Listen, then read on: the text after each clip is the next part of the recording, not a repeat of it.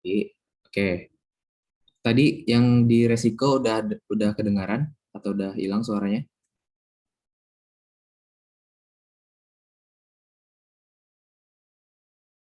Oke, Dengar, Kak. kita sambung dari sini aja ya. Nah, dari resiko ini, jadi untuk mengukur resiko itu teman-teman bisa memanfaatkan varian dan standar deviasi. Nah, varian itu adalah kuadrat dari perbedaan rata-rata antara realisasi imbalan individual dengan harapan imbalan. Jadi misalkan kita mendapatkan bisa di sini varian ya. Varian itu biasanya realize dikurang expected return. Jadi di sini kita dapat berapa sih perbedaannya. Nah, nanti kan kita dapat berbagai kemungkinan kejadian perbedaannya ya. Nah, disinilah yang kita bisa variankan. Nanti ada rumusnya. Jadi teman-teman nggak perlu ngapalin kata-katanya. Nah, untuk standar deviasi itu akar dari varian. Gitu. Nah, biasanya standar deviasi ini lebih dipakai dalam menghitung resiko karena ya nilai plus minus tadi ini namanya standar deviasi. Standar deviasi. Sama, kalau misalkan teman-teman ngecek di Bank Indonesia, berapa sih tingkat inflasi sekarang? Kemungkinan tulisannya adalah 4 plus minus 1%. Plus minus 1% adalah standar deviasi yang diperhitungkan. Artinya bisa jadi inflasi kita tuh 5, bisa jadi juga inflasinya 3. Dari mana 5, 4 ditambah 1, dari mana 3, 4 dikurang 1. Itu varian dan standar deviasi. Nah, sekarang kita coba dalam perhitungannya. Gimana perhitungannya? Jadi seperti ini. Ini ya, rumusnya adalah rate of return dikurang expected return kita pangkatkan dikali probabilitasnya berapa. Kemungkinan dia berapa lama terjadinya. Nah, jadi misalkan nanti ada kayak tadi kan ada tiga kejadian. Tiga kejadian. Nah, di sini pasti ada rate of return-nya, di sini ada expected return-nya. Nah, tinggal kita kurangkan, kemudian kita kuadratkan, kita kali probabilitasnya. Nah, ini satu. Terus nanti yang kedua juga seperti itu. Nah, yang kedua juga kayak gini, berarti R2 dikurang expected return yang kedua, kita kemudian kita pangkatkan 2, kemudian kita kali probabilitasnya, ntar yang ketiga juga seperti itu. Nanti baru kita tambahkan. Sama kayak mencari expected return, kita kalikan dulu masing-masing, baru kita tambahkan. Nah, ini juga nanti varian dapat. Ntar varian udah dapat, untuk mencari standar deviasi, tinggal kita akarkan dari varian. Nah, mungkin untuk kalau ngelihat rumus saja, teman-teman bingung, tapi coba kita eksekusi dalam bentuk tabel seperti ini. Nah, di sini ada 5 kondisi, di mana ada kondisi 1 sampai 5. Ini salah ya tabelnya 1, 2, 3, 4, 5. Gitu. Ini kondisinya. Nah, di mana rate of return masing-masing itu ada yang minus 0,1, 0,05, 0,15, 0,25, dan 0,4. Ini rate of return-nya ya. Nah, ini change-nya atau probabilitasnya. 0,1, 0,2, 0,4, 0,2, 0,1. Ini change-nya.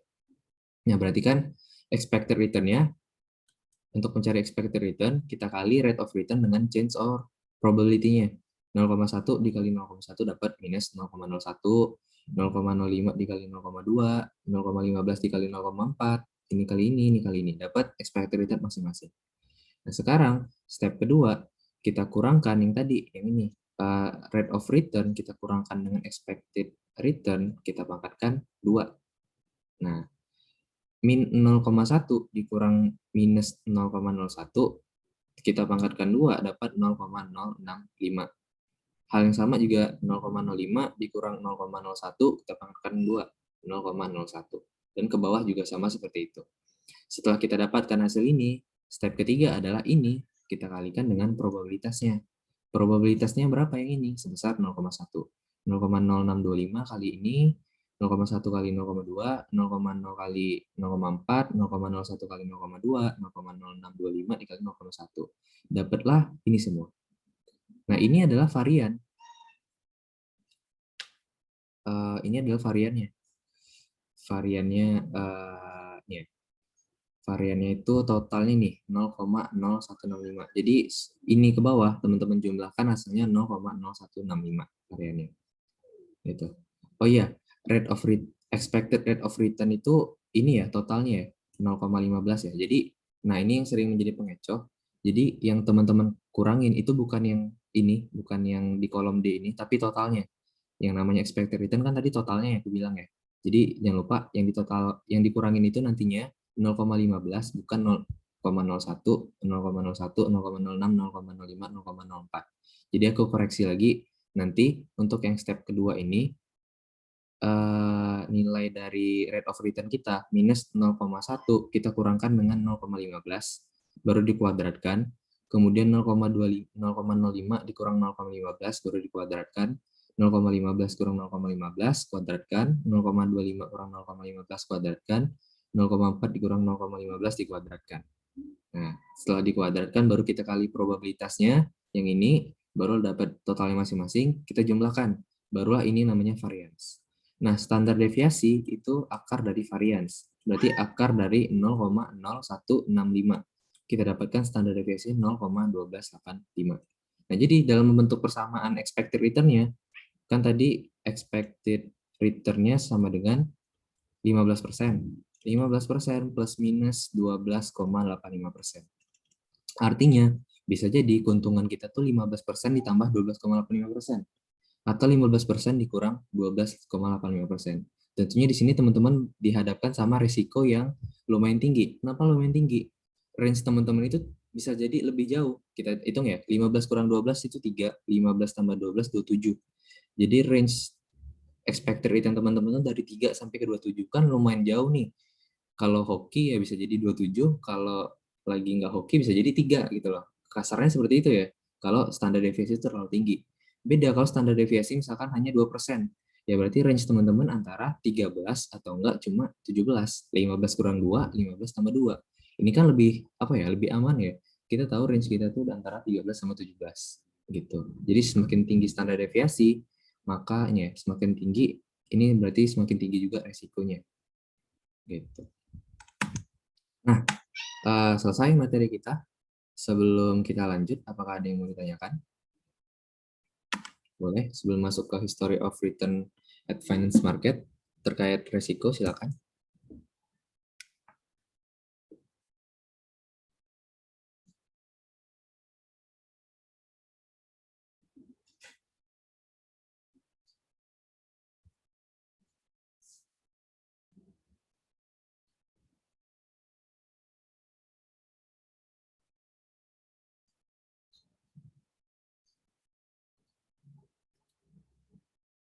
Belum. Oke, sebentar ya.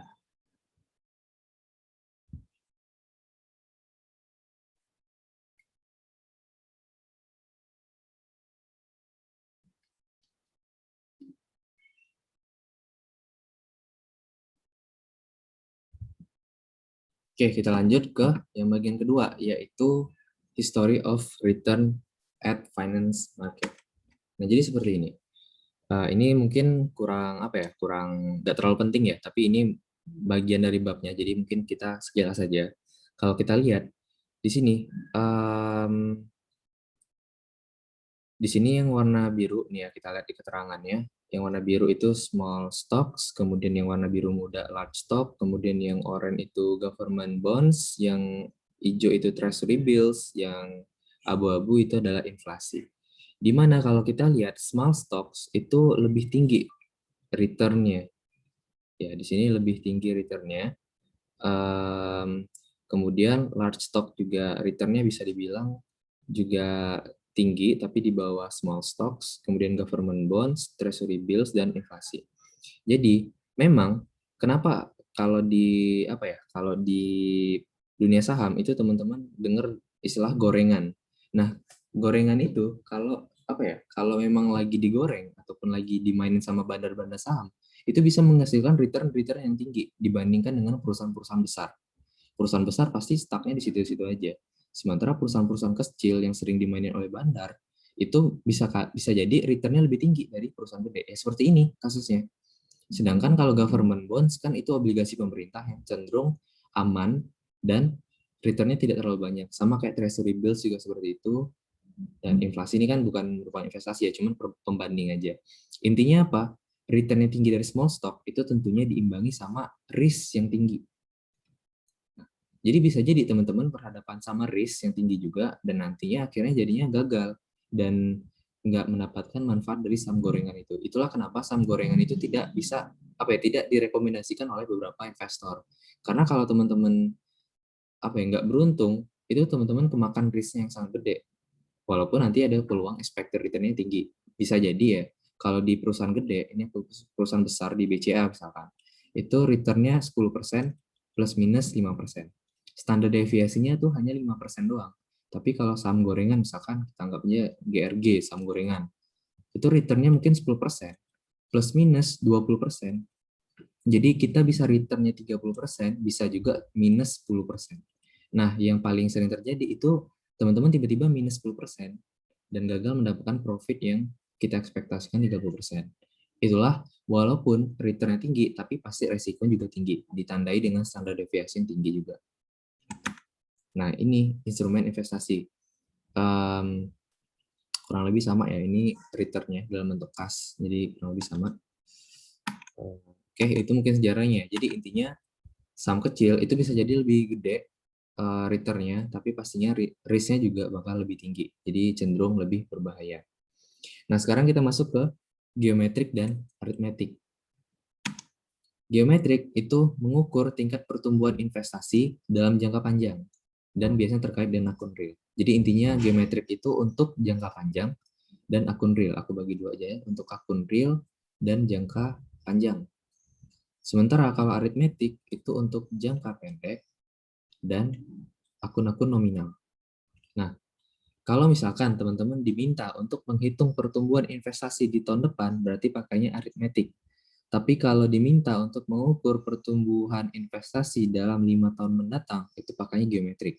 Jadi kalau 1 tahun atau per tahun doang itu aritmetik, tapi udah lebih dari 1 tahun itu udah pakainya geometrik. Kemudian nanti ketika di analisis laporan keuangan ntar di semester 5, itu ketika kita mencari pertumbuhan akun-akun real, contohnya akun real kan aset, liabilitas, ekuitas, ALE. ALE ini merupakan akun real. Ketika kita mencari pertumbuhan dari A, L, ataupun E ini, kita pakai rata-rata geometrik. Kenapa demikian? Karena saldo dari akun real ini selalu ngikutin dari saldo tahun lalu. Jadi kita bukan per tahun ngebandingin jatuhnya. Kita mengadopsi saldo tahun lalu ke saldo tahun sekarang. Nah, beda sama akun nominal, dia itu per tahun. Nominal itu kan berarti pendapatan beban. Kenapa aku bilang per tahun? Ya karena dia nanti setiap akhir tahun kita nolkan melalui jurnal penutup. Sehingga akunnya tiap tahun menjadi nol saldo awal. Nah, makanya dia bisa kita bilang per tahun. Dan itulah kenapa dia pakainya aritmetik, bukan geometrik. Sementara yang mengambil saldo-saldo tahun sebelumnya, itu memakai rata-rata geometrik. Dan intinya geometrik itu jangka panjang, aritmetik itu jangka pendek. Nanti hasilnya itu sebenarnya nggak beda-beda jauh. Misalkan aritmetik teman-teman dapatkan 5%, geometrik itu 4,9%. Nah, memang nanti secara angka itu beda, tapi nanti misalkan di pilihan ganda dikasih tahu ada pilihan yang 4,9, ada juga yang 5%. Nah, jadi jawabannya nanti 4,9%. Misalkan ditanya adalah geometrik. Itu ya. Nah, ini untuk geometrik rumusnya geometrik average return itu sama dengan 1 ditambah rate of return, RR ya, di tahun pertama, terus kita tambahkan 1 ditambah RR tahun kedua, dan seterusnya, nanti dipangkatkan 1 per N dikurang 1. Kayak gini. Jadi cara mencari geometrik itu seperti ini, sementara kalau aritmetik average return atau AAR itu gampang aja. Misalkan kita ambil aja total dibagi N. Misalkan jumlah nilai di kelas 408 misalkan 1.500 dengan 30 mahasiswa. Berarti kan arithmetic return-nya 1.500 bagi 30. Dapat berapa nih? Dapat 50 ya nilai aritmetiknya. Tapi secara kalau geometrik itu berbeda caranya. Nanti kita coba apa itu geometric average return. Tapi yang jelas secara rumus berbeda. Sementara kalau aritmetik itu mean biasa atau rata-rata biasa. Nah, kita lanjut. Ini ya, intinya berapa tingkat imbalan di tahun depan itu aritmatik, tapi kalau kita beberapa tahun, itu jawabannya geometrik. Jangan sampai salah memakainya. Itu aja. Oke, kita masuk ke yang terakhir. Nanti setelah yang keempat ini silakan teman-teman bertanya. Ini kita ngejar materi dulu. Stock price. Nah, jadi dalam harga saham itu kita dikenalkan sama beberapa hipotesis. Namun hipotesis yang paling terkenal dan dipakai dalam buku Titman adalah efficient market hypothesis atau hipotesis efisiensi pasar. Artinya, ini udah kita belajar juga di time pertama kemarin. Artinya apa? Harga sekuritas merefleksikan secara akurat harapan arus kas masa depan dan didasarkan pada seluruh informasi yang tersedia di tangan para investor, atau kita balik ke principle of finance, di mana ada prinsipal yang menyatakan bahwa the market price reflect information, atau harga pasar merefleksikan atau mencerminkan suatu informasi. Nah, itu berdasarkan sama hipotesis efisiensi pasar. Artinya, harga-harga sekuritas yang beredar itu sangat tergantung dengan informasi yang tersedia pada saat itu. Dan investor ketika melihat informasi itu, nanti investor pasti bakal ngerespon. Responnya positif atau negatif itu nanti bakal berpengaruh sama harga sekuritas di saat itu. Nah, itu namanya hipotesis efisiensi pasar. Nah, apa sih efisiensi pasar? Jadi, efisiensi pasar itu suatu pasar di mana seluruh informasi yang tersedia, ini tersedia berkaitan sepenuhnya dengan harga sekuritas. Artinya, semakin relate informasi dengan kondisi pasar, itu namanya pasarnya efisien. Tapi, ada juga di mana kondisi pasar itu nggak efisien. Misalkan kita ketahui bahwa selama pandemi ini harusnya pasar-pasar pada turun, informasi negatif banyak, tapi pasarnya tetap stabil. Nah, itu bisa jadi pasarnya nggak efisien pada saat itu gitu. Jadi yang namanya pasar itu efisien, dia sesuai dengan informasi yang tersedia. Semakin sesuai, semakin efisien pasar itu. Nah, kenapa sih kadang ada juga perusahaan-perusahaan yang tidak sesuai dengan informasi? Nah, karena dalam efficient market hypothesis itu ada 3 kategori seperti ini. Ada yang weak form atau bentuk lemah, kemudian ada semi strong form yang semi kuat, kemudian ada yang strong form. Nah, Indonesia itu di sekitar 1 dan 2 doang. Sementara kayaknya di dunia pun juga belum ada yang benar-benar strong form. Strong form itu artinya informasi yang tersedia itu bebas dan investor bisa memanfaatkan informasi tersebut untuk menentukan investasi yang dia mau. Artinya, informasi itu sangat relate. Informasinya sangat relate dengan kondisi pasar. Makanya, investor bisa dengan bebas memanfaatkan informasi tersebut. Sementara kalau semi strong itu informasi itu sebenarnya tersirat dan dapat diakses serta digunakan sebagai alat prediksi. Jadi, ya sekali lagi kita hanya prediksi doang. Karena ya beda, informasi yang tersedia itu belum tentu semuanya bakal kita dapetin tentang perusahaan itu. Misalkan kita mau menganalisis BCA, informasi yang kita dapatkan tentang BCA itu belum tentu semuanya kita dapatkan. Sementara kalau strong from ini kita mendapatkan semua informasinya. Sehingga hasil analisis kita itulah bakal kemungkinan besar nanti apa ya? Itu bukan prediksi lagi, tapi suatu hal yang hampir pasti karena kita benar-benar informasi semuanya yang kita analisis. Sementara kalau semi strong itu kita hanya mendapatkan beberapanya doang, sehingga ya kita gunakan itu alat prediksi aja, belum tentu merupakan suatu kepastian kayak di strong form. Yang satu lagi, nah ini biasanya di weak form ini informasi terkait perusahaan itu sulit diakses sehingga kita sulit untuk memprediksinya. Nah, biasanya ini weak form ini adalah perusahaan-perusahaan gorengan. Biasanya kita mendapatkan laporan keuangan yang belum jelas eligibilitasnya, belum jelas gimana penyusunannya, siapakah KAP-nya, apakah udah diaudit atau belum, itu belum jelas. Sehingga kita menganalisisnya juga bias. Kita menganalisis dari laporan keuangan yang bisa kita bilang diragukan. Sehingga analisis kita juga diragukan. Jadi untuk yang kondisi pasar yang weak form, itu kita kurang bisa untuk memprediksinya. Sementara semi strong ini lumayan bisa, strong form ini sangat bisa. Itu kurang lebih perbedaannya. Nah, oke. Silakan teman-teman bertanya. Untuk materi di bab 7 itu sampai sini. Sebelum kita lanjut ke bab 8, boleh kita tampung pertanyaan dulu.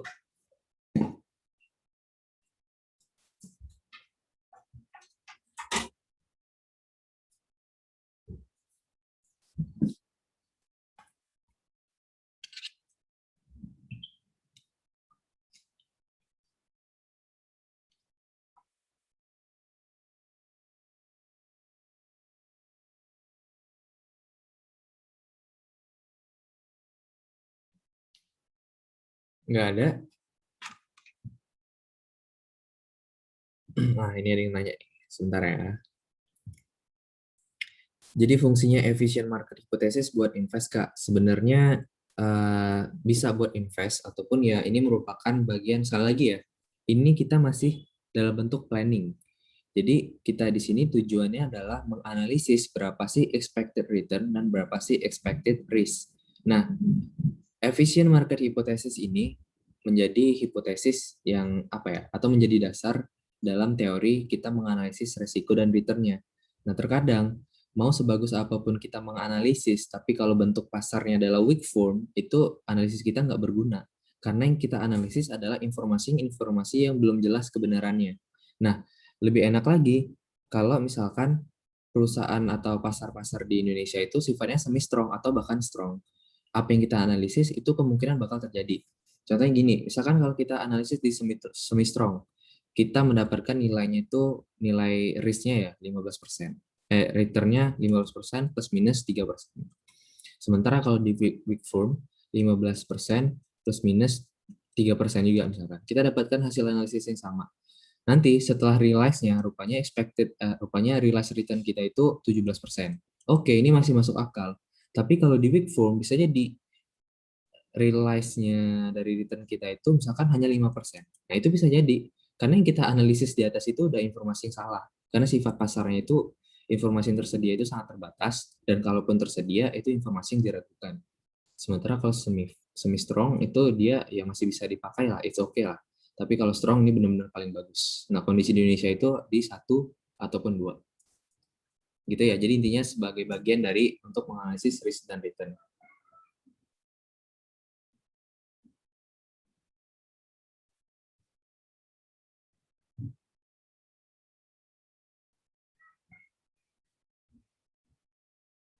Gimana?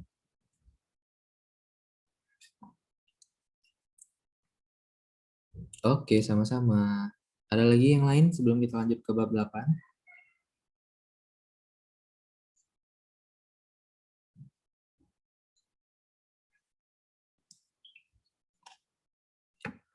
Oke, kalau nggak ada, kita masuk ke bab 8 ya. Sebentar, aku back dulu. Oke.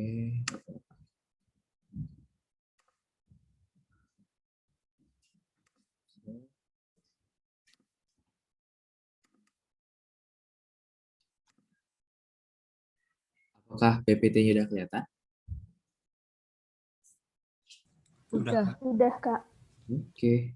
Nah, sekarang kita masuk risk and return capital market theory. Jadi, di sini kita bakal lebih relate lagi ke kondisi dunia persamaan. Nah, di sini ini intronya ya. Jadi kita bakal belajar dulu atau kita bakal kenal dulu yang nama portofolio. Nah, jadi biasanya kalau teman-teman lihat ada teman kelasnya misalkan yang invest, itu pasti kalau buat story lagi sahamnya lagi bagus, dia nge-storyin portofolionya lagi hijau. Nah, apa sih portofolio? Ini yang akan kita pelajarin di sini. Jadi investasi itu bukan investasi yang sendiri-sendiri seperti yang di bab sebelumnya, tapi investasi itu biasanya dalam bentuk portofolio. Kenapa dalam bentuk portofolio? Ada manfaatnya.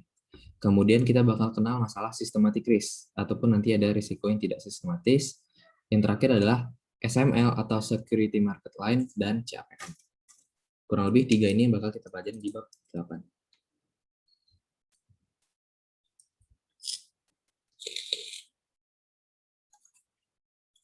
Oke, kita lanjut.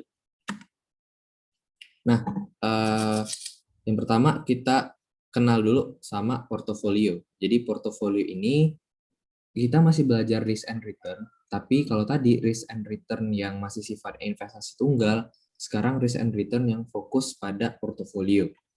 Apa itu portofolio? Jadi sebelum masuk ke diversifikasi ya, itu aku kenalin dulu yang namanya portofolio.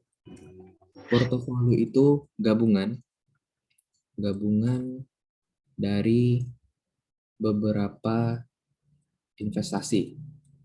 Nah, jadi namanya portofolio itu gabungan dari beberapa investasi. Misalkan portofolio saham, berarti dia invest di berbagai perusahaan. Nah, misalkan dia investnya di BCA, terus di Bank BRI, kemudian di Telkom. Nah, ketiga-tiga ini, nah ini namanya portofolio saham. Karena misalkan kita punya uang 100 juta, 50 juta di sini, 25 juta di sini, 25 juta di Telkom. Nah, ini namanya portofolio saham. Artinya kita menanam saham di berbagai perusahaan yang berbeda sehingga kita mendapatkan berbagai investasi yang beda juga. Gabungan dari investasi yang beda ini namanya portofolio. Portofolio saham kita terdiri dari BCA, BRI, dan Telkom. Jadi gitu cara bacanya. Portofolio itu kumpulan dari saham-saham tunggal.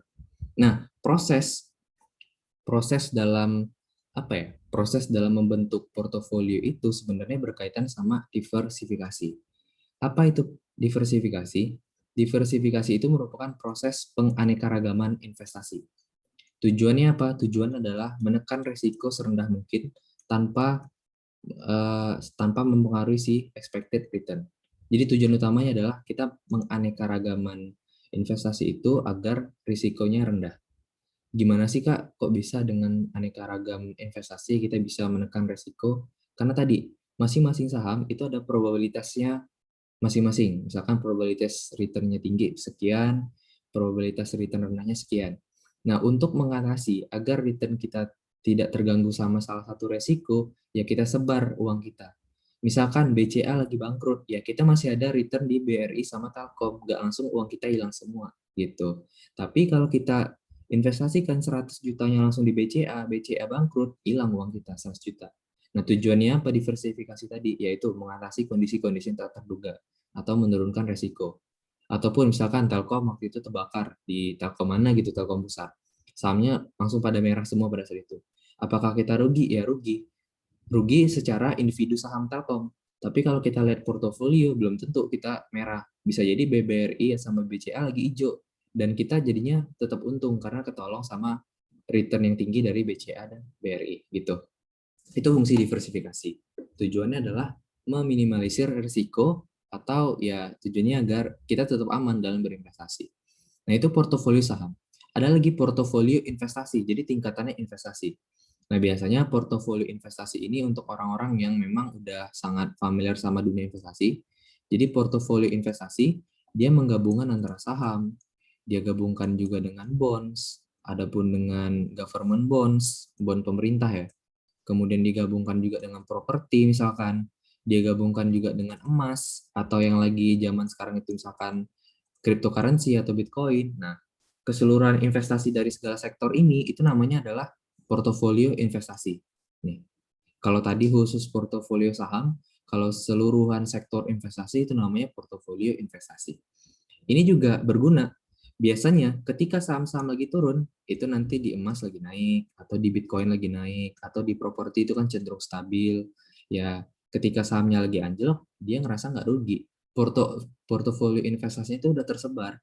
Di emas ada, di Bitcoin ada, di bond ada, di government bond ada, di properti juga ada. Jadi dia nggak merasa terganggu ketika pandemi kemarin, ketika saham-saham pada anjlok. Di mana emas cenderung lagi naik waktu itu, menggantikan saham. Bitcoin atau cryptocurrency juga lagi naik waktu itu misalkan. Nah, ya, dia ngerasa aman-aman aja. Dan itulah tujuannya diversifikasi. Biar kita tetap ngerasa aman walaupun ada sesuatu hal yang mengganggu. Karena kita nggak bisa menganggap bahwa kondisi pasar pasar keuangan ya, baik itu saham maupun pasar yang lain, itu aman nggak bisa. Kita nggak tahu kondisi ke depannya. Nah, biar kita meminimalisir risiko, kita sebar ke berbagai sektor gitu. Itu ya untuk diversifikasi. Nah, diversifikasi portofolio itu sangat bergantung sama tingkat korelasi di antara investasi-investasi tersebut yang diukur dengan koefisien korelasi. Koefisien korelasi itu dari -1 ke +1 ya. Semakin rendah koefisien korelasi, semakin besar hasil diversifikasi. Artinya gini, yang namanya -1 itu artinya investasi itu tidak saling berhubungan. Kalau dia mendekati 1, dia semakin berhubungan.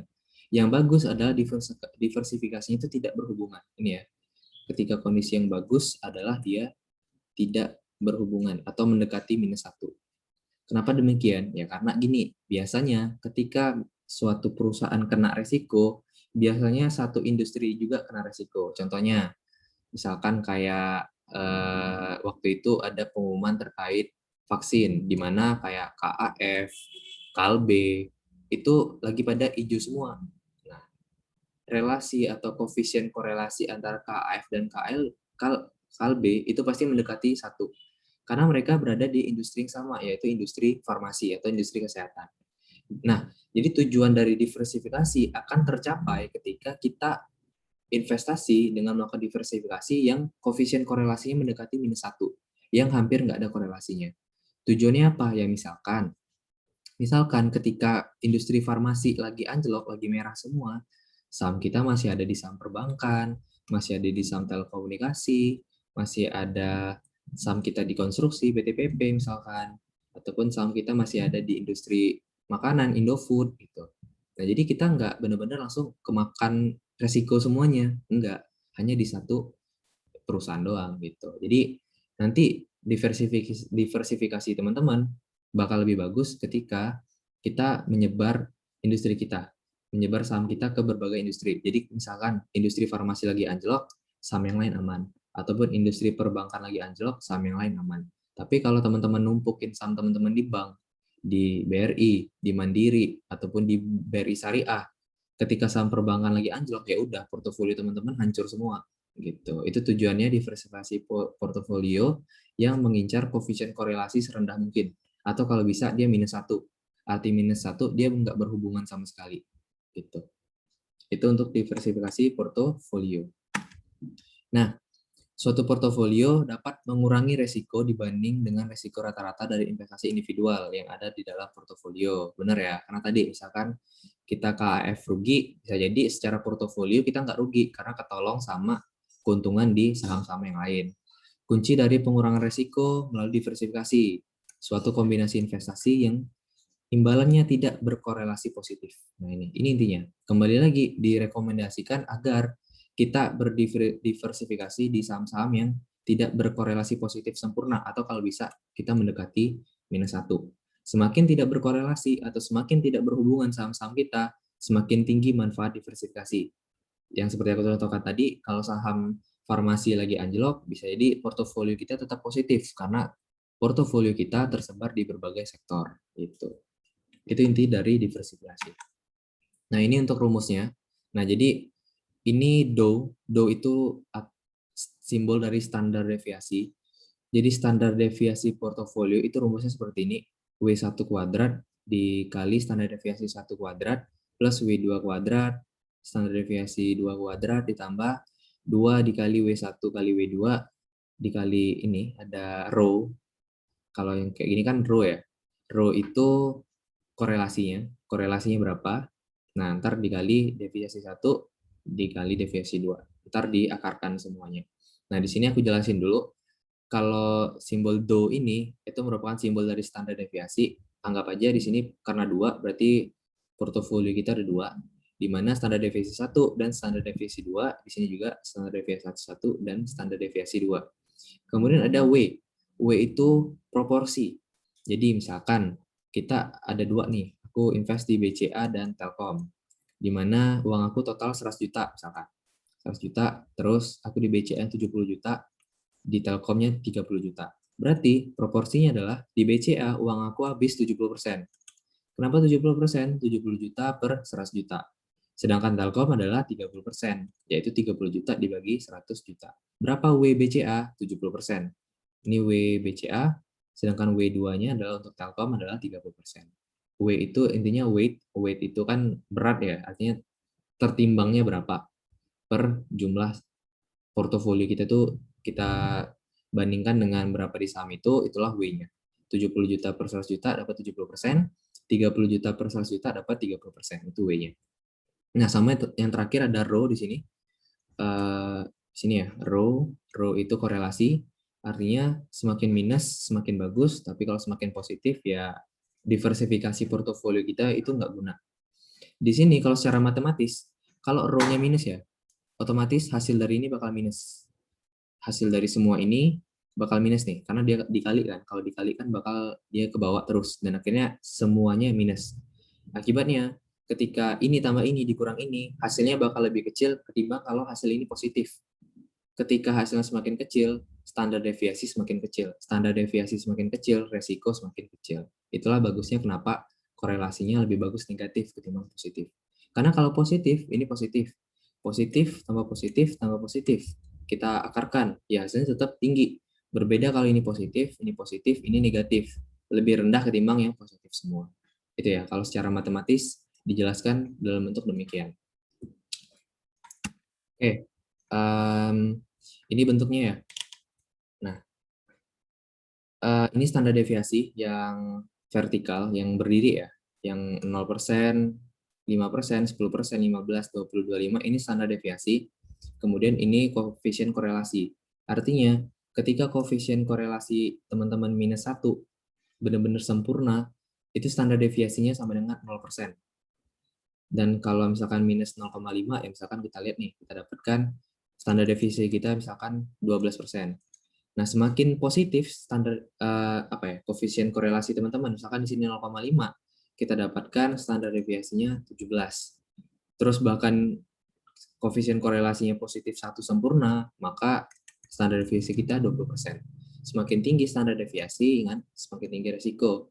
Standar deviasi rendah, resiko semakin rendah. Semakin tinggi koefisien korelasi, berarti resiko juga semakin tinggi. Semakin rendah koefisien korelasi, semakin rendah resiko. Jadi ini kurva yang menjelaskan gimana koefisien korelasi yang negatif itu lebih baik ketimbang koefisien korelasi yang positif. Nah, kita masuk ke contoh soal biar teman-teman makin paham. Kita lihat di sini aku invest di 2 saham. Yang pertama adalah S&P 500, itu adalah saham di luar negeri. Kemudian ada International Fund. Expected return dari S&P 12%, sementara di International Fund 14%. Standar deviasinya 20, International Fund 30, weight-nya 50-50. Ya, berarti kan kalau 50-50 aku proporsinya sama rata nih, ke S&P 50 ke International Fund 50. Dan aku diminta untuk mencari berapa standar deviasi dari portofolio di mana row aku 0,2 ya. Koefisien korelasi atau row aku sebesar 0,2. Nah, sekarang kita lihat, kita masukin ke rumus ini. W1-nya tadi berapa? 0,5 atau 50%. Standar deviasinya 0,2, kemudian 0,5 dikali 0,3, 2 dikali 0,5 kali 0,5 kali row-nya 0,2, 0,2, 0,3. Nah, tinggal teman-teman masukin aja, terus diakarin. Dapatlah standar deviasi kita itu 19,62%. Gitu. Jadi, kalau kita totalin, tadi expected return-nya berapa nih? 26 ya? 26% kan? 12 tambah 14 ditambah standar deviasi 19,62. Artinya, kalau kita menganalisis 26% plus minus 19,62%. Bayangin, 19,62% ini sangat beresiko, teman-teman. Kenapa demikian? Karena teman-teman bisa mendapatkan, kita anggap kita bulatin 20 aja ya. Teman-teman bisa mendapatkan return 46% ataupun 26 dikurang 20 atau 6%. Saking tingginya standar deviasinya. Gitu. Jadi standar deviasi ini menyimbolkan resiko. Kurang lebih sama cara bacanya, plus minus, bisa 46, bisa plus 20, bisa dikurang 20. Gitu. Oke, itu untuk standar deviasi atau dari resiko. Silakan sebelum kita lanjut, ada yang mau bertanya, teman-teman? Silakan.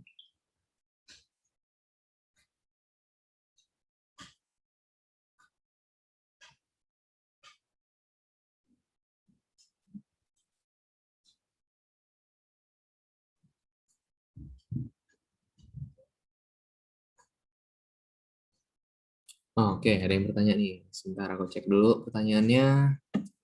Yang 46 itu bagaimana? 46. 46. Oh, ini maksudnya tadi 4 pulpennya hilang. Nah, 46 ini aku dapatkan dari 26 ditambah 20. Aku anggap 19,62 ini aku bulatkan ke 20 biar mudah hitungnya. Paling hasilnya 45, sekian ya, tapi aku bulatkan aja menjadi 20. Jadi keuntungan teman-teman itu bisa jadi 46% dari 26 plus 19,62 ataupun 6% dari 26% dikurang 19,62 gitu. Gimana?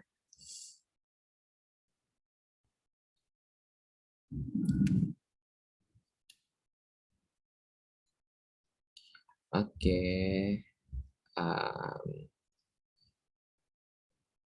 Nah, kenapa sangat beresiko? Jadi tadi nyambung dari pertanyaannya, kenapa sih sangat beresiko? Ya karena tadi range keuntungan kita itu dari ini, dari 6, sorry. Nah, range keuntungan kita itu dari 6% ke 46%. Bayangin ada berapa angka di antara 6 sampai 46. Semakin besar range-nya, itu semakin beresiko, teman-teman. Artinya, kita bisa mendapatkan return 7%, kita juga bisa dapatkan return 30% di antara 6 sampai 46. Yang dibilang enggak beresiko kalau range-nya tuh dekat atau intervalnya itu sedikit. Jadi contohnya misalkan range-nya diketahui nanti 7 ditambah 9%, 7 sampai 9%. Ini lebih aman ketimbang 6 sampai 46. Memang kita bisa lebih tinggi dapat 46, tapi apakah yakin dapat 46? Karena masih banyak angka di antara 6 sampai 46. Sementara kalau kita range-nya sedikit atau intervalnya itu rendah dan nggak banyak, ya pilihan kita tuh hanya 7 sampai 9 ya, paling 7,5, 8, 8,5, 9 segitu returnnya. Jadi lebih aman, kita udah tahu ya paling mentok kalau paling rendah 7% lah, paling tinggi ya 9%. Sementara kalau yang kayak gini, ini kan lebih ke gambling ya. Kita berharap 46%, tapi bisa jadi 6%. Itu kan gambling jatuhnya. Kita masih banyak angka-angka di antara 6 sampai 46% tersebut. Jadi dibilang beresiko karena range-nya terlalu banyak. Tapi kalau range-nya sedikit, 7 sampai 9% ini resikonya lebih kecil. Gitu. Gimana dapat logikanya? Kenapa dia beresiko, kenapa dia enggak? Oke, sama-sama. Gimana yang lain? Ada lagi sebelum kita lanjut?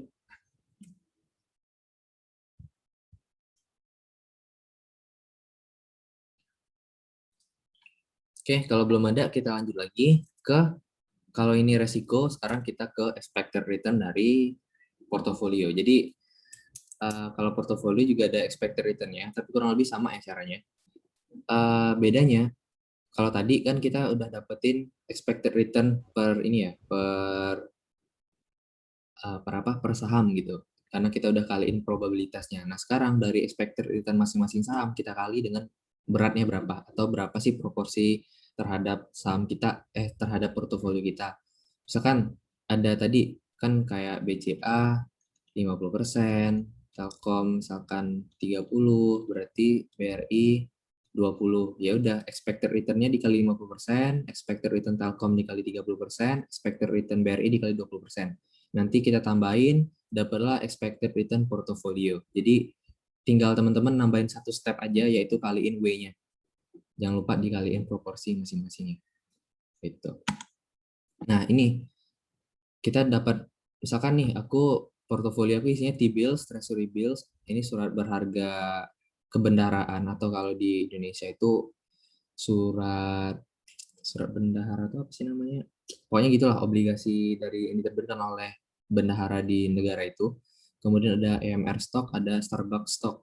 Nah, di sini expected return individualnya itu 4%, 8%, 12%. Nah, di sini ada weighted-nya.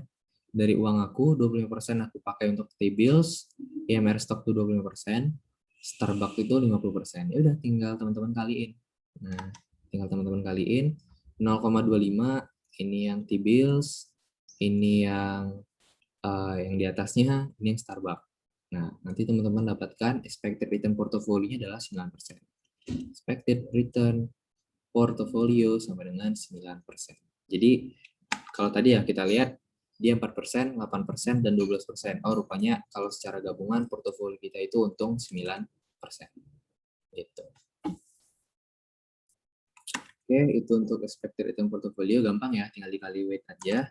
Kita lanjut ke risk-nya. Nah, jadi risk itu dibedakan menjadi dua, yaitu sistematik dan unsystematic.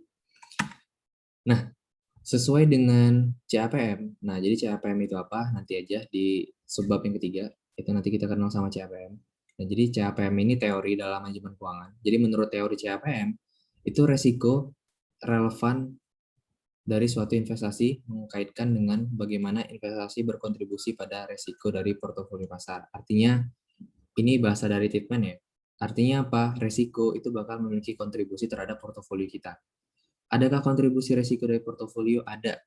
Itulah kenapa kita ngebuat portofolio, karena kita mau menghindarkan resiko. Nah, jadi resiko ini ada pengaruhnya ke portofolio. CAPM mengasumsikan bahwa para investor memilih untuk menahan secara optimal portofolio terdiversifikasi yang meliputi seluruh aset ekonomi. Nah, ini ya, intinya semakin bagus portofolio kita atau semakin terdiversifikasi portofolio kita, itu portofolio kita bakal lebih aman ketimbang portofolio yang walaupun diversifikasi, tapi diversifikasinya hanya di saham doang. Yang lebih bagus lagi, itu diversifikasi kita udah tingkat investasi, di mana uang kita sekian persen untuk saham, sekian persen untuk bond, sekian persen untuk emas, sekian persen untuk properti. Itu semakin bagus. Itu semakin aman dari resiko. Jadi kurang lebih apa yang udah aku sampaikan sebelumnya, itulah isi dari slide yang ini. Nah, jadi resiko itu ada dua, terbagi menjadi dua, yaitu resiko sistematik dan tidak sistematik. Ya, resiko sistematik dan resiko tidak sistematik. Nah, resiko sistematik itu definisinya adalah resiko yang sumbernya dari ini ya, intinya sumbernya itu dari internal. Sumbernya adalah eksternal dan biasanya mempengaruhi portofolio pasar. Artinya portofolio pasar kita bakal sangat terpengaruhi. Jadi efeknya besar efeknya. Nah, apa aja sih contoh risiko sistematik? Yang pertama resesi, yang kedua perang, yang ketiga pandemi ini. Nah, jadi resiko sistematik itu resiko yang sumbernya dari eksternal yang tidak bisa dikontrol perusahaan dan efeknya sangat besar terhadap portofolio kita. Nah, jadi resiko sistematik ini tidak bisa didiversifikasi.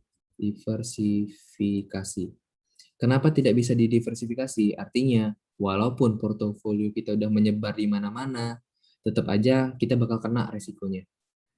Ya, karena emang ini resiko sistematik yang tidak bisa dibendung sama perusahaan. Efeknya sangat gede. Makanya diversifikasi itu tidak ada efeknya di sini. Nah, itu namanya resiko sistematik. Contohnya pandemi.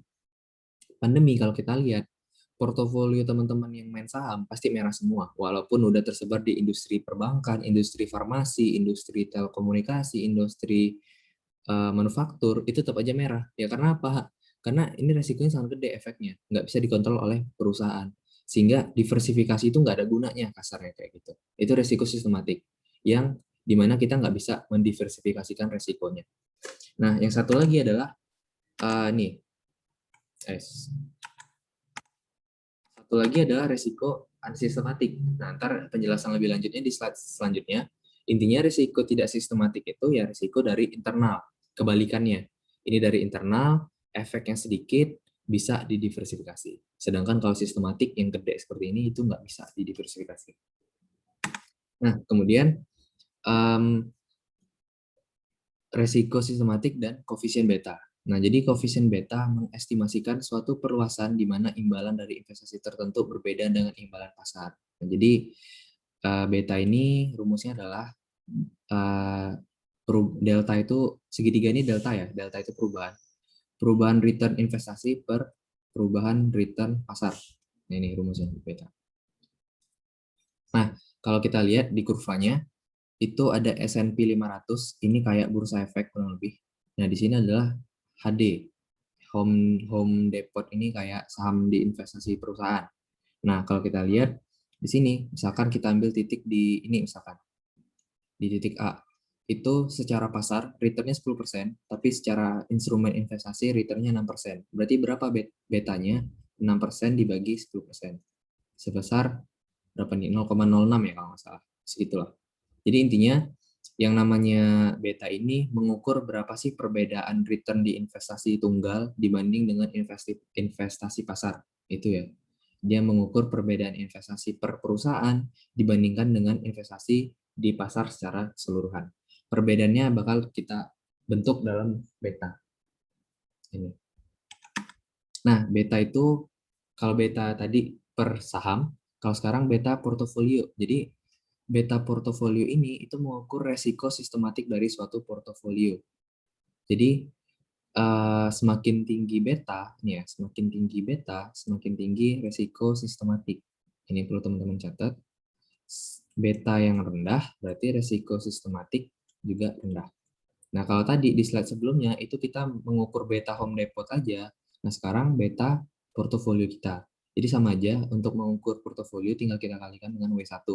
W1 dikali W2 dikali W sekian dari portofolio kita. Ntar totalnya adalah portofolio beta. Atau seberapa banyak sih resiko sistematik yang bakal mempengaruhi portofolio kita. Jadi kurang lebih kayak gini, misalkan portofolio aku terdiri dari Telkom, BCA, BRI, KAF, di mana koefisien masing-masingnya itu 1,5, koefisien beta ya. Koefisien beta Telkom 1,5, BCA 0,75, BRI 1,8, KAF 0,6 dengan investasi yang merata. Artinya merata apa ya? Berarti aku membagi uang aku ke 4 secara merata. Berarti kan 100 dibagi 4 kan 25 nih. Berarti 25%, 25%. 25, 25, 25, 25. Nah, ya udah tinggal kita kaliin aja W dikali beta. 0,25 dikali 150, 0,25 dikali 0,75, 0,25 dikali 1,8, 0,25 dikali 0,6, dapat koefisien beta portofolionya itu sama dengan 1,16. Artinya apa? Ketika ada resiko sistematik, itu kurang lebih akan mempengaruhi 1,16 lah. Pengaruhnya itu sebesar 116% atau 1,16. Bayangin, lebih di atas sudah 100%. Dia mempengaruhi 116% portofolio kita. Oke, anggaplah risiko itu positif, tapi risiko jarang positif. Risiko lebih cenderung ke negatif. Nah, ketika risiko portofolio kita tuh 1,16 atau di atas 1, itu udah sangat bahaya. Nah, makanya kalau bisa ntar portofolio itu sedemikian rupa dalam menghitung betanya nanti dipertimbangkan. Ketika lebih dari 1,16 harus kita turunkan setidaknya di bawah 1 biar lebih aman. Itu. Kenapa? Ya karena tadi ketika ada resiko sistematik misalkan kayak resesi itu bakal mempengaruhi 116% dari portofolio kita. Bisa jadi portofolio kita bakal merah jadi-jadinya. Sementara kalau portofolio beta kita lebih kecil dari 1, ya resiko sistematik tadi tetap mempengaruhi tapi nggak terlalu besar gitu. Ya. Nah, sekarang resiko tidak sistematik yaitu kebalikan dari yang sistematik itu timbul dari internal perusahaan. Contohnya apa? Misalkan penarikan produk, demo buruh terkait perusahaan itu, kemudian perubahan manajemen perusahaan, perubahan kebijakan dividen, perubahan kebijakan akuntansi. Nah, intinya perubahan-perubahan yang timbul dari internal perusahaan itu masuk ke risiko tidak sistematik. Ini bisa kita diversifikasi. Kenapa? Misalkan BCA memutuskan untuk tidak bagi dividen. Biasanya saham-sahamnya ketika nggak bagi dividen bakal merah. Ya kita bisa diversifikasi ini karena kita bisa invest di saham-saham lain. Artinya kita tidak akan terlalu kena resiko di BCA karena kita ketutup dengan return-return di saham lain. Sedangkan kalau kayak pandemi tadi itu ngefeknya ke semua saham. Nggak ada diversifikasi, itu bedanya. Nah ini ya, ini kurvanya satu lagi. Nah ini yang hijau yang rada muda itu adalah sistematik. Ini sistematik, yang hijau yang ini unsistematik. Kalau kita lihat, kita tarik garis lurus, ini merupakan resiko sistematik. Nah ini merupakan standar deviasi, yang ini standar deviasi, yang vertikal, yang horizontal itu number of stock atau jumlah saham di portofolio. Ketika kita terkena systematic risk, itu mau berapapun jumlah portofolio kita, jumlah saham di portofolio kita, itu kita tetap bakal kena. Misalkan systematic risk-nya tadi 100%. Ya kita bakal, di sini apa ya, 5 ya misalkan. Di sini systematic risk-nya 5. Ya kita bakal terus kena 5 terus, mau berapapun jumlah saham kita. Artinya, diversifikasi itu tidak menurunkan systematic risk. Itu kenapa diversifikasi tidak mempengaruhi sistematik. Sementara kalau yang unsystematic, itu kalau kita lihat dengan number of stock kita 1, itu standar deviasinya tinggi. Terus kalau number of stock kita 10, standar deviasinya 9. Terus nambah lagi 25, udah mulai turun. Terus nambah lagi jadi 50, turun lagi. Nah, jadi intinya kalau unsystematic risk itu bisa didiversifikasikan. Itu aja yang mau dijelasin sama kurva ini. Oke. Sebelum kita lanjut ke materi terakhir, silakan teman-teman, karena aku rasa ini mungkin materi yang cukup membingungkan, tapi intinya systematic risk itu tidak bisa didiversifikasikan, sementara unsystematic itu bisa. Gitu. Silakan sebelum kita lanjut ke materi terakhir, yang mau ditanyakan, boleh. Boleh on mic aja atau boleh di chat.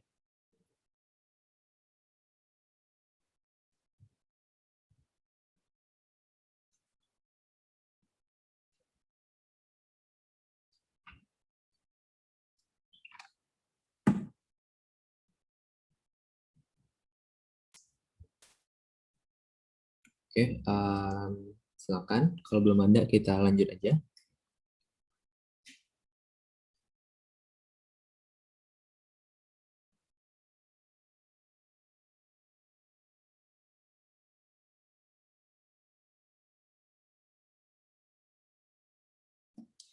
Oke, kalau belum ada, kita masuk ke subbab yang terakhir.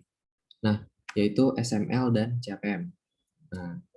Nah, sebenarnya tadi udah sempat masuk sedikit gambar ini, makanya tadi aku lewatin dulu. Nah, CAPM itu yang kita pakai teorinya, yaitu Capital Asset Pricing Model. Itu ukuran yang menggambarkan hubungan antara risiko sistematis dengan expected return.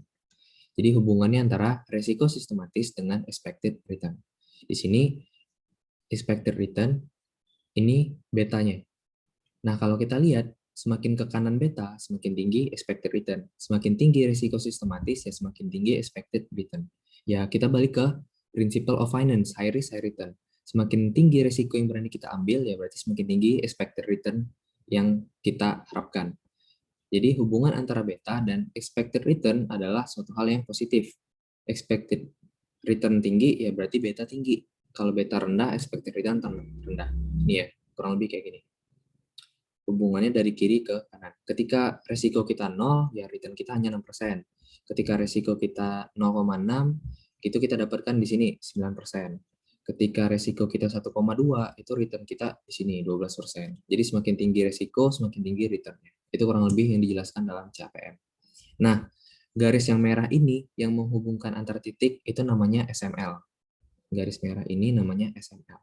Apa itu SML? Di slide selanjutnya. Nih, SML itu adalah Security Market Line. Jadi merupakan garis pada model CAPM yang menunjukkan hubungan antara beta dengan expected return. CAPM itu nama modelnya, kalau nama garisnya adalah SML, Security Market Line. Jadi kalau kalau misalkan ya, kayak dalam ekonomi itu ada namanya ini ya, teori permintaan. Nah, kebetulan nama garisnya juga garis permintaan. Nah, sementara kalau di CAPM beda, namanya tuh teori CAPM, nama garisnya adalah SML. Jadi dia berbeda namanya. Nah, rumusnya adalah kayak gini. Expected return itu sama dengan risk free ditambah beta, beta tadi ya, dikali expected return market atau expected return pasar dikurang risk free. Nah, di sini teman-teman ketemu ini expected return portfolio yang dicari ya. Nah, di sini teman-teman ketemu istilah baru yaitu RF sama expected return market. RF adalah tingkat tingkat bunga, R itu rate ya, tingkat suku bunga yang diberikan oleh instrumen yang bebas resiko. Jadi F itu simbol dari free. Jadi ada beberapa instrumen yang bisa kita bilang resikonya hampir mendekati nol. Itu biasanya obligasi pemerintah. Nah, itulah kenapa banyak orang-orang yang menyukai investasi di obligasi pemerintah karena risikonya mendekati nol. Nah, jadi tingkat suku bunga di obligasi pemerintah itu menjadi acuannya. Jadi RF ini adalah tingkat suku bunga di investasi yang bebas risiko. Di sini kita ambil contoh adalah obligasi pemerintah. Nah, sementara expected return market adalah berapa sih target keuntungan atau expected return di BEI, Bursa Efek Indonesia. Ada, secara keseluruhan pasar itu pasti ada akumulasi keuntungannya kira-kira berapa. Nah, itu namanya expected return market.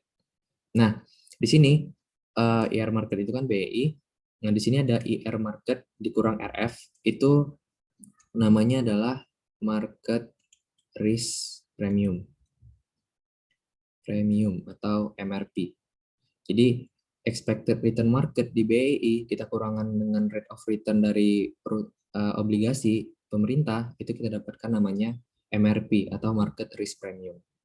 Jadi market risk premium itu selisih dari return pasar dikurang return obligasi bebas risiko, itu MRP. Jadi ketika diketahui MRP ya teman-teman nggak perlu ribet lagi nyari IR market sama risk free-nya, tinggal langsung masukin ke persamaannya aja. Nah, contohnya kayak gini. Oke, jadi ntar contohnya di soal di LMS.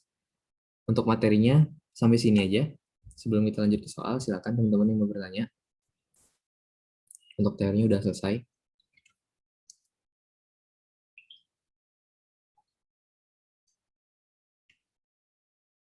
Oke, mungkin ini materinya masih sedikit membingungkan ya, tapi ya nanti ketika ketemu soal itu pasti udah mulai terbiasa dan nanti mungkin ini juga bakal masih asing ya karena teman-teman belum dijelasin sama dosennya. Ntar mungkin ketika udah dijelasin dosen, oh iya ini kemarin gitu. Jadi teman-teman bisa ngejelasin lebih dalam lagi. Ya, emang pusing. Karena ini emang materi ini belum pernah teman-teman singgung di matkul apapun.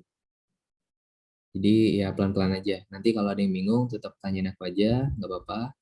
Biar teman-teman nggak bingung, kita coba langsung ke soal aja ya. Bentar, aku stop screen dulu. Cek soalnya.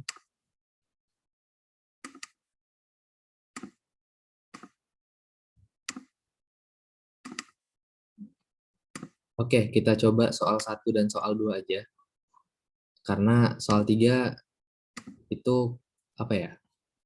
Cenderung membingungkan. Jadi ntar teman-teman coba baca dulu aja. Ketika bingung nanti silakan PC aku. Soalnya nanti teman-teman tambah bingung. Kita coba soal 1 sama soal 2 dulu. Soal 1. Nih ya. Oh iya, aku belum masukin soalnya sebentar ya.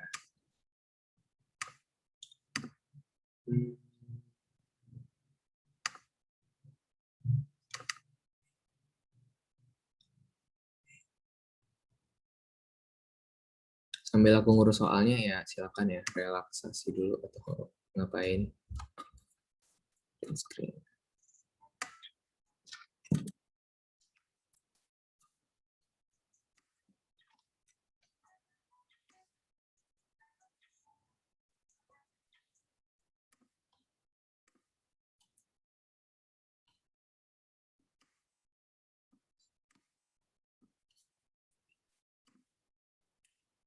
Oke, kita lanjut lagi.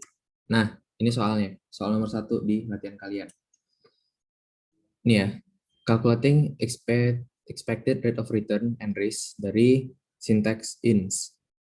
Jadi syntax ins itu sedang mempertimbangkan investasi pada 2 saham. Ada saham A dan ada saham B. Ini ya. Ada saham A, ada common stock A, ada common stock B. Berdasarkan informasi masing-masing, itu kita dapatkan probabilitasnya berapa, returnnya berapa, probabilitasnya berapa, returnnya berapa. Nah, jadi di soal kita diminta untuk menghitung expected return dan standar deviasi dari common stock A maupun common stock B gitu. Nah, ya udah tinggal kita pakai rumus ini tadi. Kita cari dulu, tadi kan probabilitasnya tuh segini, 0,3. Ini yang A dulu ya, yang di atas yang A. 0,3, 0,4, 0,3, returnnya berapa, 11, 15, 15. Yang namanya expected return itu kita kaliin dulu, ya kan? Kita, ini ya, kita 0,3 kali 11 dapat segini, 0,4 kali 15 dapat segini, 0,3 kali 19. Kita totalin dapatlah expected return-nya 15%. Nah, kemudian kita cari selisihnya. Dari mana? 11% dikurang 15 dapat minus 4. 15 kurang 15, 0. 19 kurang 15 dapat 4. Nah, dari selisih ini kita kuadratkan. Kita kuadratkan dapat 0,016, 0, 0,016. Kemudian kita kali probabilitasnya. Untuk mencari varians kan dikali probabilitas. Jadi ini kita kalikan dengan ini, dapat 0,0048. Ini dikali ini, 0. 0,3 dikali ini, dapat 0,048. Kita totalin, dapatlah variansnya 0,096%. Kalau kita akarin, itu dapat standar deviasinya 3,098%. Kalau kita bentuk persamaan, berarti expected return sama dengan 15% plus minus 3,098%. Artinya apa? Target keuntungan kita adalah 15%, tapi bisa jadi ada resiko di mana return kita bisa lebih dari 15, yaitu 15 ditambah 3,098, sekitar 18%, ataupun lebih rendah dari 15, yaitu 15 dikurang 3,098, atau jadi 12%-an. Itu resikonya 3,08%. Nah, sekarang sama. Untuk yang common stock B, itu kurang lebih sama caranya. Kita dapatkan ini yang A, ini yang B. Nah, itu returnnya 9,4% plus minus 9,11%. Nah, artinya return kita itu 9,4% dengan resiko bisa jadi lebih dari 9,4, yaitu 9 tambah 9, ataupun 9 dikurang 9. Itu bisa 0, sekian jadinya return kita. Nah, sekarang kita dituntut sama syntax in. Syntax in harus invest di A atau di B. Kita milih yang mana? Kan ditanya mana investasi yang lebih baik. Jawabannya itu kita cek dulu dari returnnya masing-masing.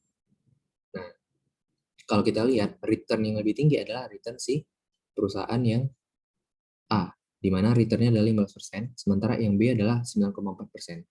Sekarang kita lihat lagi yang mana resikonya paling tinggi. Resiko yang paling tinggi adalah B, berarti resiko yang paling rendah adalah A. Ya udah, kita otomatis milih A.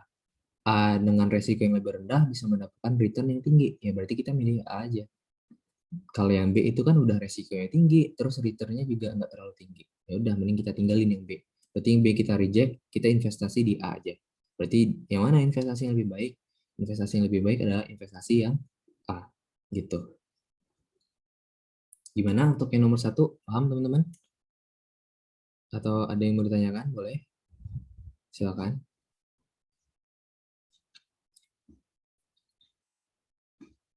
Ya, jadi intinya kita cari IR, kita cari standar deviasi, ntar kita bandingin.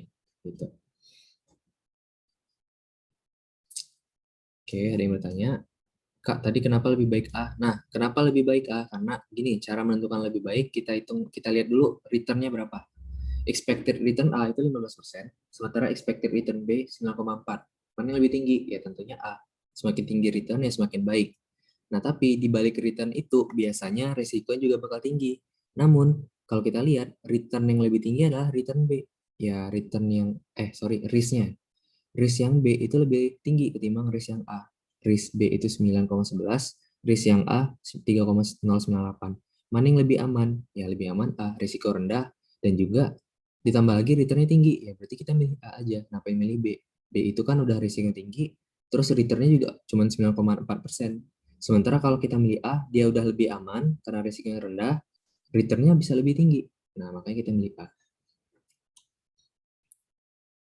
Gitu. Gimana? Nangkep kenapa investasi lebih baik yang A? Ya, benar. Jadi konklusinya adalah cari yang return-nya tinggi dan resikonya rendah. Itu yang lebih baik. Tapi ada juga kondisi di mana ntar bakal ada dilema. Ini ntar soal UTS. Ntar ya, di pertemuan curhat D itu aku pakai buat bahas UTS. Jadi ntar di sini, di A, itu return-nya, misalkan ya, di B itu return, di sini risk. Aku gambarkan dalam bentuk angka aja deh, biar lebih paham. Ini ya, ada kondisi yang demikian juga. Misalkan returnnya 15%, sementara standar deviasinya misalkan 10. Sementara kalau di B returnnya 10% dengan standar deviasi 15%. Kita cek dulu secara return siapa yang lebih tinggi. A. Secara standar deviasi siapa yang lebih aman? Yang lebih aman adalah salah, bukan kayak ini kondisinya berarti. Kita balikin. Misalkan di sini 15, di sini 10. Nah, secara return yang lebih tinggi adalah A, benar. Tapi secara yang lebih aman adalah B. Jadi mending kita pilih bisa A, bisa B. Ini bisa terjadi. Jadi nanti kalau teman-teman ketemu kondisi yang kayak gini, returnnya lebih tinggi A, tapi lebih aman B. Kali ini kan udah jelas nih, return lebih tinggi A, lebih aman A. Berarti otomatis A. Tapi kalau ada return lebih tinggi A, lebih aman B, itu jawabannya dinarasikan. Dinarasikannya gimana? Kalau investor gini, jadi kalau investor berani ambil resiko, ambil A. Kalau investor nggak berani ambil resiko, ambil B. Jadi kayak gitu kata-katanya. Karena resiko di A itu lebih besar. Jadi kalau investornya berani ambil resiko, ya udah ambil A aja. Tapi kalau investornya mau main aman, ya udah ambil B. Dengan trade off bahwa resiko yang lebih rendah, returnnya juga semakin rendah. Jadi jawabannya lebih apa ya? Diplomatif sifatnya. Istilahnya bisa A, bisa B. Sementara kalau yang di atas tadi kan udah mutlak jawabannya A. Itu ya, kalau misalkan kondisinya bakal seperti ini. Nanti ketemu soalnya, ntar di UTS. Kita coba bahas di pertemuan-pertemuan terakhir. Gimana? Ada yang masih ingin bertanya sebelum kita lanjut ke soal terakhir? Soal 2. Kita ambil A kalau investornya mau mengambil risiko, karena risikonya kan tinggi, 15%. Gitu. Sementara kalau yang bawah risikonya hanya 10%. Tapi kalau investornya kurang berani mengambil risiko tinggi, ya udah ambil yang B. Gitu. Dengan trade off return yang lebih rendah. Itu konklusinya. Oke, sama-sama. Oke, kita coba ke soal 2. Nah, soal 2 itu beta. Sebentar, aku copy paste soalnya.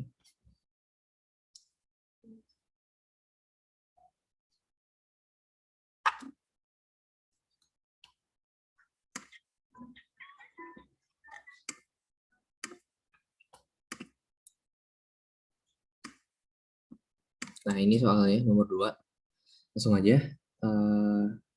Sebentar, biar teman-teman yang juga mungkin udah mau berbuka ya, kita kebut aja. Soal 2, calculating di portfolio beta and expected return. Jadi sekarang udah ke portofolio. Kalau tadi apa ya? Kalau tadi kita saham individu, saham A atau saham B, sekarang kita gabungan dari beberapa saham. Di mana kita ada 4 saham di sini ya. Kemudian ada 2 pilihan. Jadi kita tuh sekarang dihadapkan sama 2 pilihan portofolio. Di mana kalau portofolio yang pertama itu 10% A, 10% B, 40% C, 40% D. Sementara portofolio yang kedua 40% A, 40% B, 10% C, 10% D. Jadi beda di proporsinya aja.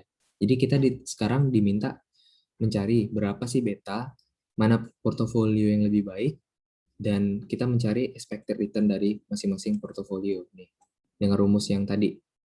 Nah, sekarang kita coba nih. Sama kurang lebih ya. Nih. Kalau teman-teman lihat di sini ada sekuritas ABC, ini portofolio 1, betanya 2,5, 1 0,5, minus 1,5, di mana portofolio pertama kan presentasinya ini 10, 10, 40, 40. Nah, ya udah, weighted-nya ini 0,25. Kita dapatkan dari mana? 2,5 dikali 10%. 0,25. Sorry, ini bukan weighted ya, ini berarti betanya. Ganti dulu. Ini beta. Nah, betanya berarti 2,5 dikali 10%. Dapat 0,25. 1 dikali 10%, 0,1. 0,5 kali 40%, 0,2. Minus 1,5 dikali 40% dapat minus 0,6. Kita totalkan dapat beta di portofolio 1 adalah minus 0,05. Sama di yang kedua juga kayak gitu. Kita cari betanya. Nah, presentasinya 40%, berarti kan 2,5 dikali 40% tuh 1 dikali 40% 0,4, 0,5 dikali 10% 0,05, minus 1,5 dikali 10% dapat minus 0,15. Dengan betanya adalah 1,3. Nah, berapa beta dari setiap portofolio? Ini jawabannya. Portofolio 1 betanya minus 0,05, portofolio 2 betanya 1,3. Mana portofolio yang lebih beresiko? Beta 2 nih ya. Portofolio 2 lebih beresiko dikarenakan betanya lebih tinggi. Bahkan betanya di atas 1. Nah, itu berarti menandakan bahwa portofolio 2 lebih beresiko. Nah, sekarang udah kejawab yang A sama yang B. Intinya semakin tinggi beta, semakin tinggi resikonya. Nah, sekarang kita yang ngecek.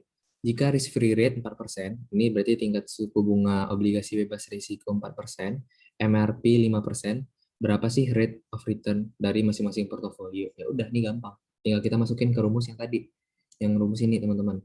Expected return sama dengan risk free ditambah beta dikali MRP. Nih, di mana MRP itu expected return market dikurang risk free. Nah, karena udah dikasih tahu MRP-nya, ya udah kita langsung aja. Risk free 4%. 4% ditambah minus 0,05 kita kali 5%. Dapatlah nanti hasilnya 3,75%. Ini ya. Ini rumusnya B11. B11 itu RF ditambah beta dikali MRP sama dengan 3,75%. Hal yang sama juga untuk portofolio yang kedua. 4% ditambah 1,3 dikali 5%. Dapatlah 10,5%. Nah, di sini secara return tentu lebih tinggi yang portofolio 2. Nah, karena apa demikian? Ya, karena semakin tinggi resiko, semakin tinggi returnnya, high risk, high return. Tetapi, nah jadi kan ini yang maksud aku dilema tadi. Mana portofolio yang lebih baik? Kalau secara resiko, lebih baik portofolio 1 secara resiko. Secara return, lebih baik portofolio 2. Mana yang lebih baik? Tergantung pola investornya. Investornya berani ambil resiko, ambil portofolio kedua. Investornya mau main aman, ambil portofolio yang pertama. Itu. Ini kebetulan muncul sekarang soalnya, kayak gitu caranya teman-teman. Ketika ditanya mana yang lebih baik, ketika investor berani ambil resiko, ambil nomor 2. Ketika kurang berani main risiko atau mau main aman, ambil yang nomor 1. Gitu. Oke, kurang lebih gitu untuk nomor 2. Ntar coba teman-teman perhatiin lagi Excel-nya. Ini udah ngikutin rumus bet, udah paling gampang bet. Insya Allah juga udah bener. Mungkin soal nomor 3 ntar coba teman-teman baca. Ini gampang juga. Ini ngitung expected return kayak yang di bawah. Ntar silakan kalau bingung boleh tanya aku. Nah, sebelum kita tutup, silakan ada yang mau bertanya lagi untuk nomor 2 ataupun materi-materinya.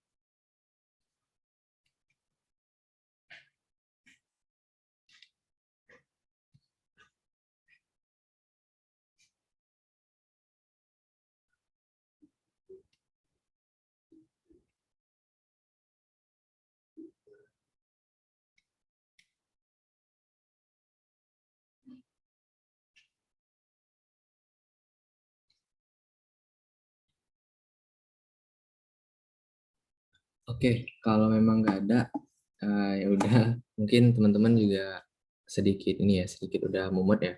Jadi kita akhirin dulu aja, nanti silakan dipelajarin lagi untuk